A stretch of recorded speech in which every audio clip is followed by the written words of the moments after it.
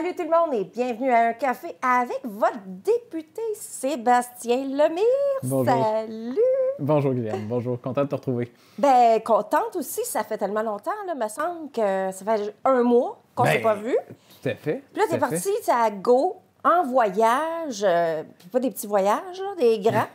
Je ne sais pas si quand on s'était vu, c'était prévu ce voyage-là, parce que ça s'est fait très rapidement. OK. C'est le cadre d'une mission avec le ministre de l'Innovation, des Sciences et de l'Industrie, François-Philippe Champagne, donc qui est mon homologue comme porte-parole de l'industrie.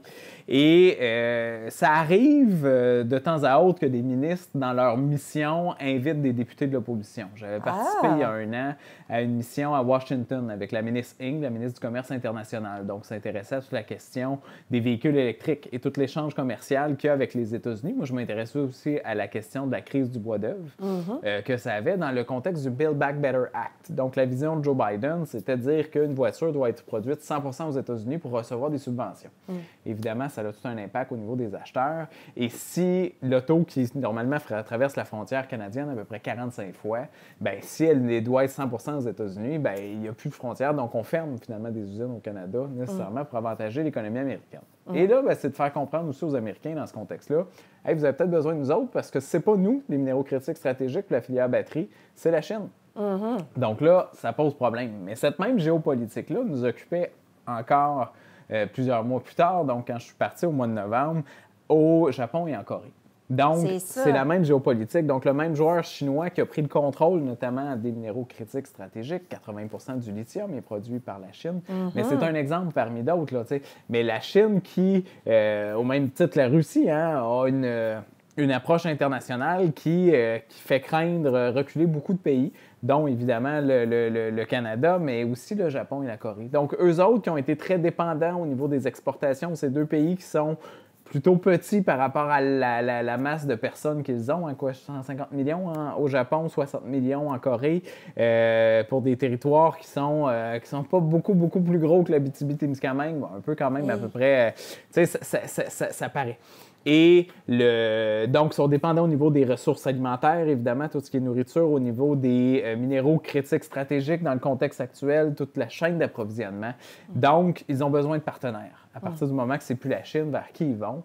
Et le Canada, ben, et le Québec aussi particulièrement le Québec, a à offrir ces ressources-là dont ils ont besoin.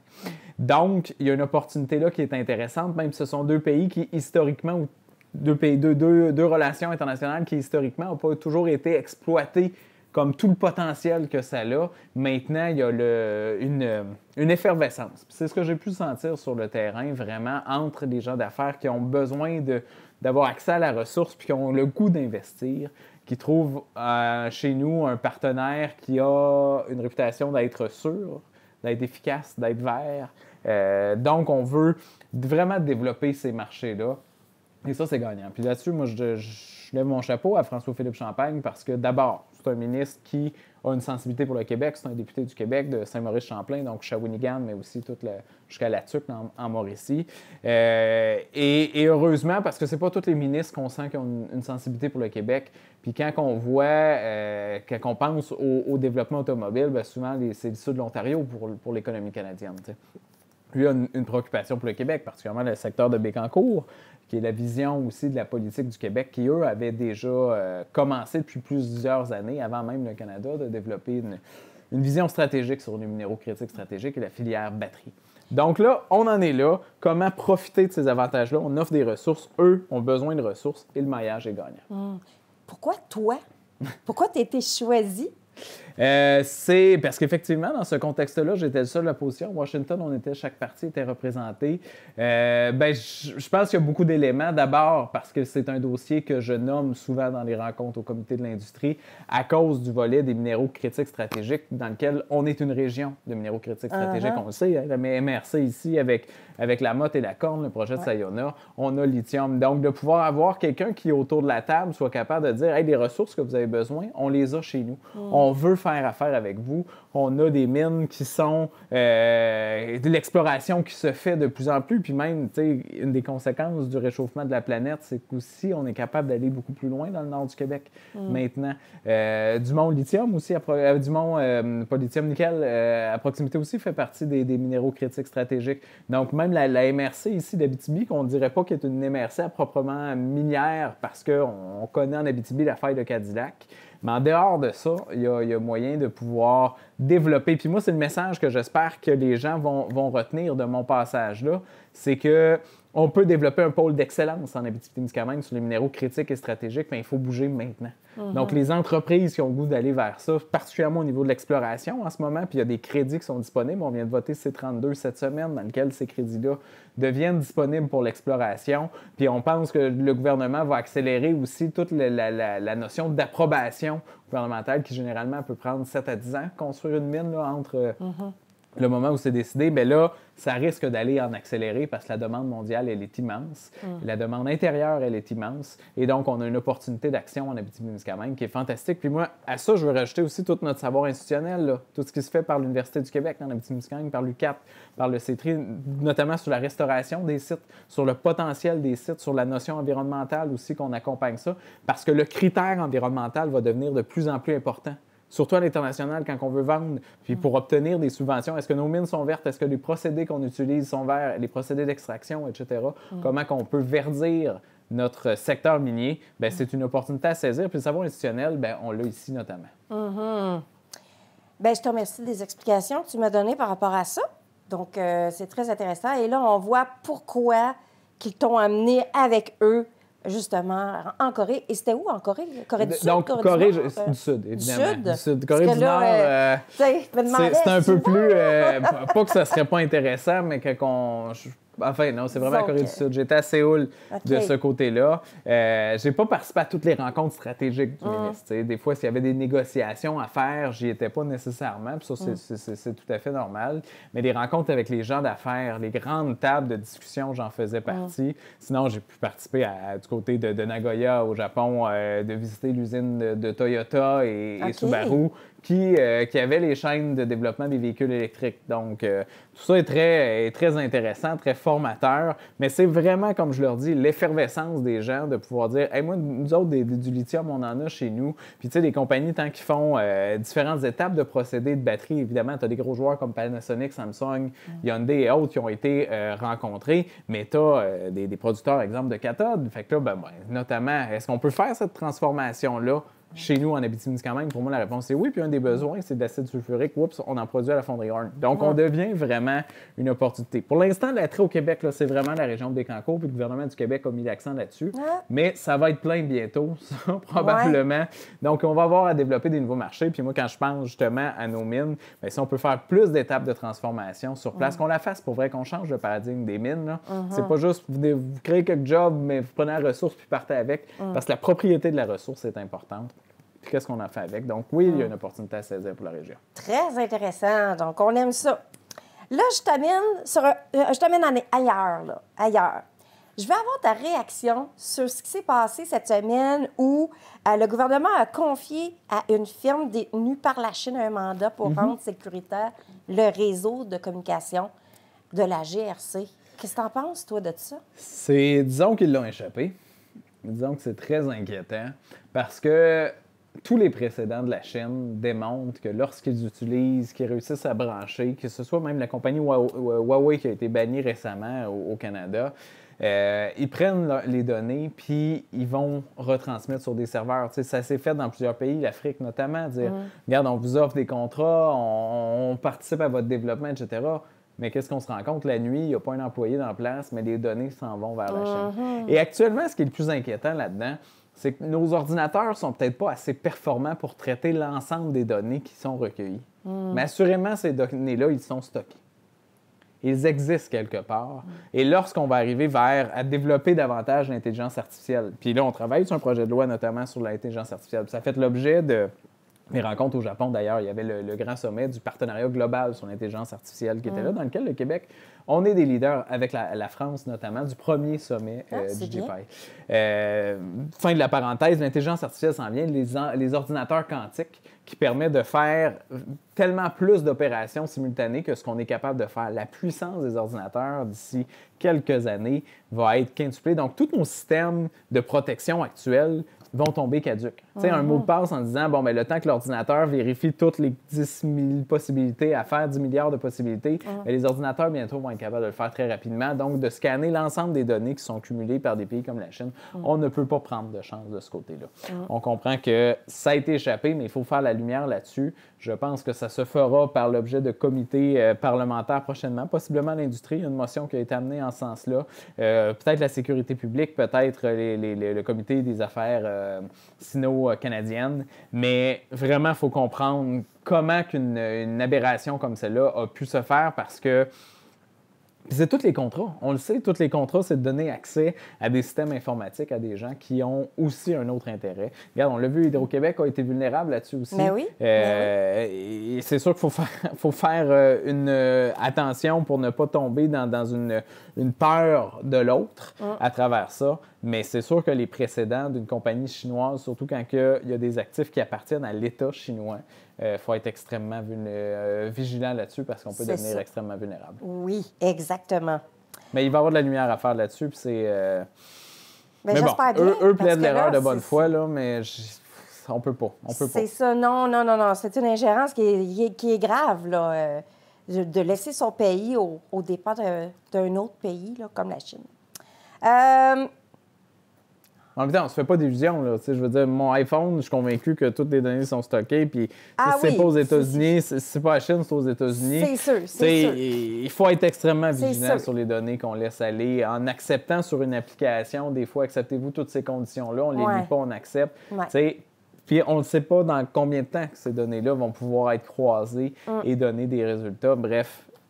L'intelligence artificielle, c'est fascinant, c'est fantastique. Puis là, il y a un projet de loi C-27 là, en ce moment qui est sur la table pour pouvoir encadrer davantage nos données, la protection des données, particulièrement celle de nos enfants quand on pense aux médias sociaux, mais aussi sur l'intelligence artificielle. Moi, en tout cas, je pousse beaucoup en ce sens-là parce que c'est nécessaire de le faire. Puis il vaut mieux le faire tôt que tard parce que rapidement, les ordinateurs vont nous dépasser. Il n'y a pas si longtemps, on n'avait pas à se soucier de ça. Hein, le bon vieux temps. C'est ça, exactement. Il me semble que ça devient de plus en plus stressant, vivre dans la vie de tous les jours avec l'intelligence artificielle, tout ce qui se passe là, sur nos téléphones, la télé, tout est intelligent. Puis... Il y a quand même des avantages en intelligence artificielle. On prend juste Google Maps, comment ça fait partie de nos vies. On est capable d'avoir assez précisément le temps de notre arrivée puis des chemins. Je veux dire, je me rappelle de mon père qui mettait sur le dash du char la grosse carte quand on allait aux États-Unis ou ailleurs, puis tu avais l'impression qu'il me passe lui la route.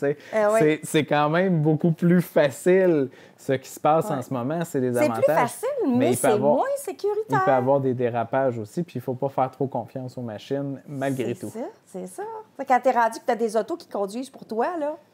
Tout à fait, mais en même temps, tu sais, j'avais des rencontres, si tu me permets, cette semaine, tu sais, avec des gens de l'industrie forestière, comment on répond à la pénurie de la main-d'œuvre des camionneurs. Puis moi, quand j'ai rencontré Forex, c'est une des problématiques qu'ils m'ont nommé. On a de la misère au niveau de la pénurie de la main-d'œuvre, au niveau des camionneurs. Et là, ils sont en train de développer par FP Innovation, donc une entreprise qui travaille à trouver des solutions innovantes pour l'industrie forestière, puis à trouver une façon de mettre des camions dans lesquels le premier est conduit par un chauffeur, mais qu'il puisse y en avoir un deuxième, puis peut-être jusqu'à 5 mêmes camions chargés de bois qui vont se suivre à la queue leu-leu là, pour une proximité qui peut être de quelques centimètres pour pouvoir s'assurer qu'on ait juste besoin d'un travailleur plutôt que 5 pour amener la même quantité de bois. Donc, on s'en va vers ça quand même. Il y a toujours un pilote dans le premier, mais quand même, ça fait réfléchir. Beaucoup. Ça fait réfléchir beaucoup. C'est sûr qu'on est dans une pénurie d'emplois. Il manque beaucoup de personnel un peu partout. Donc, ça vient justement combler cet aspect-là, le manque. Mais en même temps, tu sais, je sais pas, là, il me semble que c'est rapide. Tout à fait. C'est rapide, là, ça bouge vite, là, puis Il me semble que tout arrive vite au niveau de la technologie, là, elle est innovante comme ça n'a pas de bon sens. Et tu sais, puis en ce moment, moi, au Comité de l'industrie, on fait aussi une étude sur les chaînes de blocs. Donc, comment on encrypte la crypto, toute la question de la crypto-monnaie, mais qui peut être utile dans différents facteurs, même dans la démocratie. C'est des données qui sont encryptées dans des chaînes de blocs, dans des serveurs à travers le monde. Donc, ça nous rend peut-être moins dépendants des grandes banques. Là, bref, je vais faire une parenthèse rapide là-dessus, mais il y a quand même des avantages aussi à cette technologie-là. Je ne suis pas un expert de ça, mais mon rôle aussi comme législateur, c'est de m'assurer qu'il y ait un encadrement qui s'en vient adéquat pour les humains qui sont aussi nous autres, pour s'assurer qu'on puisse être protégé à travers tout ça. Mais on aborde ces questions-là, puis c'est sûr que c'est moins facile de redonner toute l'information à la population sur des enjeux comme ceux-là, mais sachez que le travail se fait en ces temps-ci. Là, c'est des sujets qui reviennent. L'informatique quantique, l'intelligence artificielle, les chaînes de blocs, la protection des données, c'est des choses sur lesquelles je me penche. Tout ce qu'on voyait dans les films dans les années 80, on est en train de le vivre. Je pense qu'on n'a rien vu. Je pense qu'on n'a rien vu, moi. On n'a rien vu. Eh mon Dieu. On va passer à un autre sujet. Le dépôt du rapport sur la reprise économique après COVID. Qu'est-ce qui se passe avec ça? Bien, ça, moi, c'est un des rapports en comité. Ce que je trouve intéressant par rapport à ça, d'abord, malgré l'élection, je souhaitais qu'on puisse le faire parce qu'il y a plusieurs éléments de relance qui, pour moi, c'est une occasion de faire une étude sur une relance économique verte. Comment on positionne l'économie du Québec et du Canada pour qu'elle se développe de façon verte? Comment on donne des chances à l'innovation pour une meilleure transition énergétique vers une économie d'énergie? Et de plus en plus, le virage s'en va vers là. Quand on entend les stratégies d'Hydro-Québec, c'est pas tant la production de barrages que la façon dont on va économiser l'énergie actuellement. Donc, c'est important qu'il y ait des propositions. Puis il y a plusieurs personnes de l'Abitibi-Témiscamingue qu'on avait invitées aussi à cette occasion-là, qui nous mettent de l'avant leurs solutions de développement économique. Je pense, exemple, à Danny Bonapace, qui est un entrepreneur du côté de Rouyn-Noranda, qui est immobilier, mais qui est à plusieurs actifs à travers le Québec et le monde. Et pour lui, toute la notion de résilience, évidemment, mais de systèmes intelligents qui sont connectés, comment on peut s'assurer que les bâtiments ne perdent pas d'énergie, comment qu'ils puissent, à la limite, s'autosuffire, mais aussi échanger l'énergie. Quelque chose de très simple chez nous, comment on peut faire en sorte que notre auto, exemple, électrique, puisse, pendant les périodes de pointe du souper, par exemple, peut-être prendre l'électricité qui vient de notre batterie, mais après ça, pendant la nuit, notre maison peut la redonner, ce qui fait que le système ne vit pas d'aussi grande fluctuation et plus autonome et plus résilient. Mais la même chose peut s'appliquer sur différentes pertes d'énergie dans les immeubles. Donc, comment travailler là-dedans? C'est un exemple de choses sur lesquelles on s'est penché, mais ce qui est intéressant, c'est que le gouvernement, à partir de maintenant, a aussi amené des réponses et aller. C'est pas juste d'avoir... pour moi, le pétrole, ça a ses limites. Puis du pétrole vert, je ne crois pas à ça beaucoup comme concept. Là, on a beau nous dire que notre pétrole est le plus éthique au monde parce qu'on le compare à l'Arabie saoudite. Le Canada est quand même un des pays, les plus grands pays pollueurs. C'est un État pétrolier. Et on encourage encore, malgré toutes les alertes du GIEC, du groupe d'experts sur les changements climatiques, on est encore à faire de l'exploration pétrolière le long du golfe de l'Atlantique. Donc, on a vécu la COP il n'y a pas si longtemps sur les changements climatiques. Et le Canada avait invité des grandes compagnies pétrolières à nous dire à quel point ils sont mieux que les autres, mais ça reste des compagnies pétrolières, on reste dépendant au pétrole. Ouais. C'est très inquiétant, donc d'avoir des alternatives, des propositions sur l'électrification des transports. Nous, on a poussé aussi beaucoup ça, la filière batterie. Des données, j'ai mon véhicule électrique, puis je vais m'en faire un ambassadeur autant que possible. L'hydrogène est quelque chose d'intéressant. On peut faire 600. Je prends une voiture que j'ai vue, dans laquelle j'ai essayé, même quand j'étais à Nagoya, donc l'usine de Toyota. À l'hydrogène, elle peut faire 600 km. Mais combien ça te coûte en énergie, en électricité, de donner l'hydrogène qui va te donner 600 km? Aussi bien remplir notre véhicule électrique qui va t'en donner 400. Puis avec tout le reste de l'énergie, on peut faire beaucoup plus au niveau de l'électrification, beaucoup plus de distance par l'électricité. Peut-être que l'hydrogène va s'appliquer peut-être davantage aux véhicules lourds. C'est sûr que 600 km, c'est une distance intéressante entre oui. Amos et Ottawa, pratiquement à Montréal. La technologie évolue, mais de quelle façon on va pouvoir verdir cette façon de faire de l'hydrogène? Ça aussi, si on prend du pétrole pour faire de l'hydrogène, bien, finalement, on n'avantage pas la lutte au gaz à effet de serre. C'est pas la Suisse, à un moment donné, qui a dit, il y a pas si longtemps, qu'elle bannissait tout ce qui était véhicule électrique? Ça, j'ai pas entendu ça, mais ça me surprendrait. Parce qu'il me semble que j'ai entendu ça là, dans les nouvelles là, dernièrement. Il y a un pays qui n'y croit pas aux véhicules électriques. Bien, ça leur appartient. C'est sûr que, tu sais, en Abitibi-Témiscamingue, je le vis, là, tu sais, depuis la semaine dernière, là, je ne vais plus à Ottawa avec mon véhicule électrique, tu sais, parce qu'à ce stade-ci de l'année, j'arrivais puis j'avais mes mitaines, ma tuque, parce que pour traverser le parc Lévendrée est un défi. C'est 202 km entre les deux bornes rapides. Donc, il faut se rendre là, puis comme la capacité de la batterie diminue, mais en même temps, moi, je le nomme l'évolution de la technologie. Moi, j'ai un véhicule 2020. Mais les véhicules qu'on va acheter prochainement, il y a toujours la pénurie aussi au niveau des cartes maîtresses et du nombre de véhicules, mais on va trouver des réponses pour ces éléments-là. Puis c'est à partir, selon les études, c'est à partir de 20 000 km que l'empreinte carbone d'un véhicule électrique surpasse celle d'un véhicule à essence. Produire le véhicule électrique a une empreinte carbone plus importante, notamment la batterie. C'est important de le nommer. Mais après 20 000 km, ce qui est économisé en production de gaz à effet de serre, parce que sinon, c'est 20 000 km d'essence qui est fait, là, tu rentabilises d'un point de vue environnemental ton véhicule électrique. Le mien est rendu à 131 000 quelques kilomètres. Bon. Donc, c'est ma contribution notamment, puis c'est pour ça que je l'ai tiré jusqu'au mois de novembre. Dès que je peux, je reviens à l'électrique. Puis là, qu'est-ce que tu fais après? As-tu un autre véhicule qui est à essence pour pouvoir... On avait notre autre véhicule, parce que l'autre solution au niveau de l'environnement, c'est évidemment de faire durer nos véhicules. Donc oui, j'ai un autre véhicule qui, lui, est rendu à quoi? À 145 000 km. Une Cruze bien ordinaire, mais qui m'amène d'un point A à un point B. Puis effectivement, ça est utile. Là. OK. Bon, mais je n'ai pas cherché à me racheter un véhicule neuf nécessairement. Puis si on va avoir une empreinte écologique la moins grande possible, c'est d'aller au bout de l'utilisation de nos véhicules, de nos systèmes, évidemment. Là.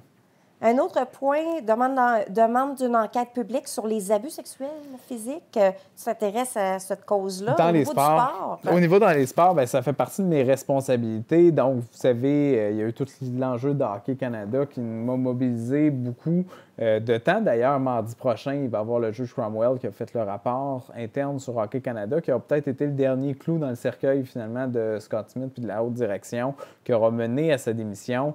Vient au comité du patrimoine, mais moi, je pense qu'il faut aller plus loin dans cet esprit-là pour offrir une condition de sport sain et sécuritaire pour nos athlètes.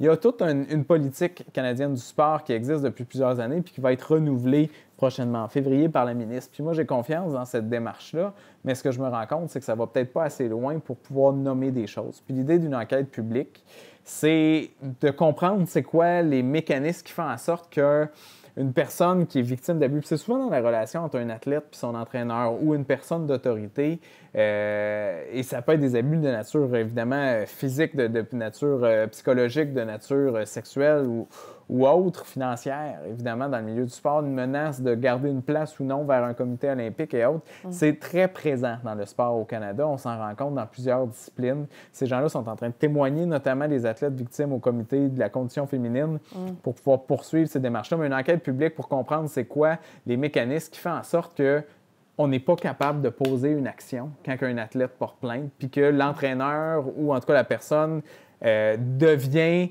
encore dans le système pendant 2, 3, 4 ans, puis même si elle a une reconnaissance d'être coupable, elle ne se fera pas bannir de l'organisation. Donc, il y a tout ça qui fait qu'une personne est victime une première fois du sévice qu'elle a, mais elle devient victime une deuxième fois parce que le climat toxique qui est installé autour d'elle, elle est réduite au silence et ça a beaucoup d'impact. Ça brise des rêves, évidemment. Et ça suit longtemps les individus. Pour moi, il faut faire la lumière pour comprendre qu'est-ce qui est arrivé, pour pouvoir dénoncer aussi ces situations-là, le faire publiquement. Peut-être que ça ne fera pas le meilleur quart d'heure pour l'image internationale du Canada, mais en même temps, moi, j'aime bien le modèle qui s'est passé dans les années 80 avec Ben Johnson puis le dopage. Tu sais. Ça avait fait tout un scandale, évidemment.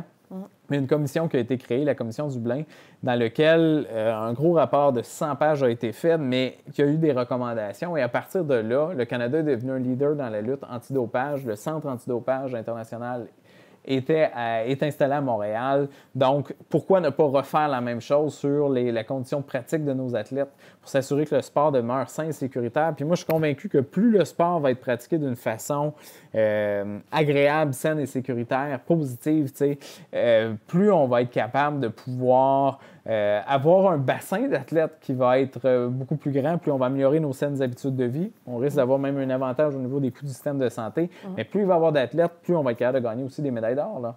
C'est pas dans cette vision-là, presse-citron d'un moral de quelqu'un puis de pousser jusqu'à bout, comme on voit dans trop de disciplines au niveau sportif, dans d'autres sphères de notre société aussi. Là.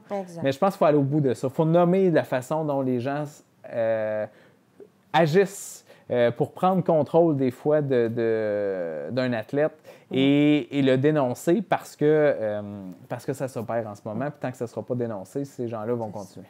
C'est ça, mais les mêmes agissements sont un peu partout dans la société.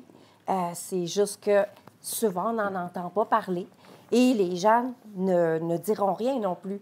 Tu sais, ça prend la personne qui le vit puis qui décide, d'elle, qu'elle le met devant tout le monde puis elle en parle devant le public pour pouvoir le faire. Mais c'est pas facile, ça.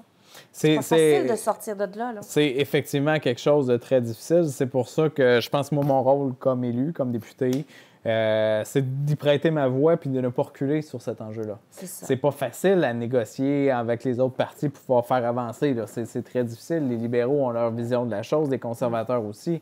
Évidemment, quand il y a des témoignages, tout le monde est choqué, tout le monde partage la peine de l'individu. Mais quand c'est le temps d'agir, il n'y a pas tout le monde qui reste présent. Puis ça, c'est le défi en politique souvent, c'est de s'assurer d'aller au bout de la réforme qu'on veut faire. Et c'est pour ça que je réclame toujours cette enquête indépendante et publique-là sur comment on gère les mécanismes de plainte d'agression sexuelle ou d'inconduite sexuelle dans l'ensemble des sports. Parce que là, oui, le hockey, on l'a su, puis il y a beaucoup d'autres choses qui s'en viennent, malheureusement. Au niveau de la gymnastique, au niveau du bobsleigh, au niveau, on a entendu kayak, le ski, on se rappelle il y a quelques années avec l'entraîneur Bertrand, non, j'ai oublié son nom, Charette, je pense, mais sous toute réserve. On le sait avec la natation, le nage synchronisé et autres. Il y a tellement de disciplines. Le soccer est venu nous voir, la boxe. qu'à un moment donné, on se rend compte qu'il y a un problème systématique. T'sais. Puis il faut, dans la façon dont on distribue les argents, qu'il y ait aussi des conditions qui soient données par rapport à l'encadrement, mais aussi casser des modèles dans lesquels, si on porte plainte, bien, que ça soit à l'intérieur d'une fédération où ce que les gens vont se protéger eux-mêmes. Exactement. Dernier point, il reste 2 minutes.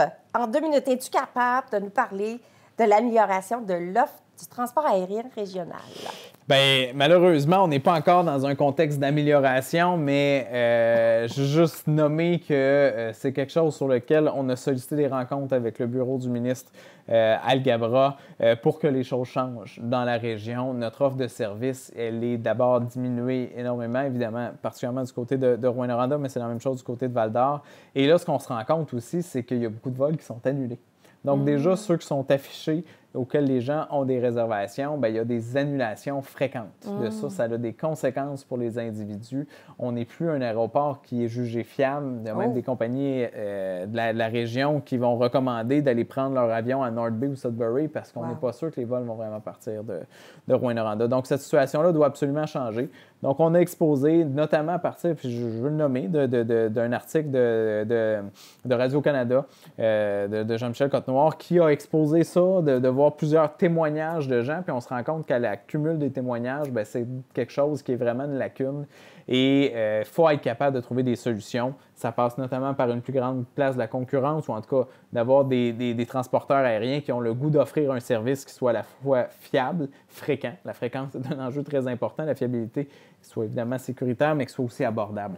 Donc, on propose aussi là-dessus l'instauration d'une table qui soit des différents paliers politiques, évidemment des représentants du niveau fédéral qui sont décisionnels et provincial, parce que c'est un enjeu qui touche les deux paliers de gouvernement, mais aussi des représentants au niveau municipal ou peut-être la région par la table des préfets, des élus qu'on puisse être là. Ça touche l'ensemble des régions aussi du Québec, mais il faut trouver des solutions parce que là, en ce moment, c'est une alternative qui n'est pas utilisée, qui n'est pas viable et ça nuit à notre développement économique, notre développement touristique, les loisirs et autres. Puis, tu sais, je veux juste nommer rapidement, tu sais, tout l'enjeu des connectivités est important pour les gens. Mais il faut être capable de se rendre, puis il faut être capable de faire en sorte que même si on change de compagnie aérienne, quand on a pris un vol régional, qu'on soit capable de faire suivre nos bagages rapidement puis d'avoir accès à des tarifs aussi abordables quand on le fait. Exact. Parce que le modèle d'affaires, c'est vraiment les lignes principales, puis nous, on est secondaire là-dedans, mais nous, c'est notre entrée vers le reste du Québec. On en a besoin.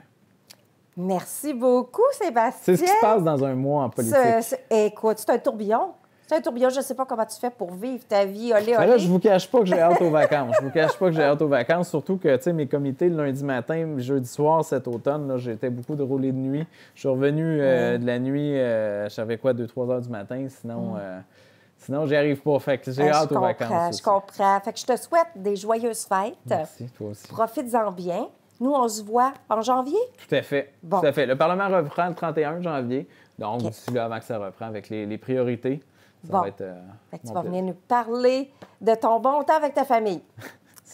Merci à toi. Merci à vous. Et puis, on se revoit en janvier. Fait que je vous souhaite de passer de joyeuses fêtes à vous aussi. Profitez-en bien dans ce beau temps de l'année où on est supposé d'être joyeux. Puis on a de la neige, nous. On a de la neige. On a cette chance-là.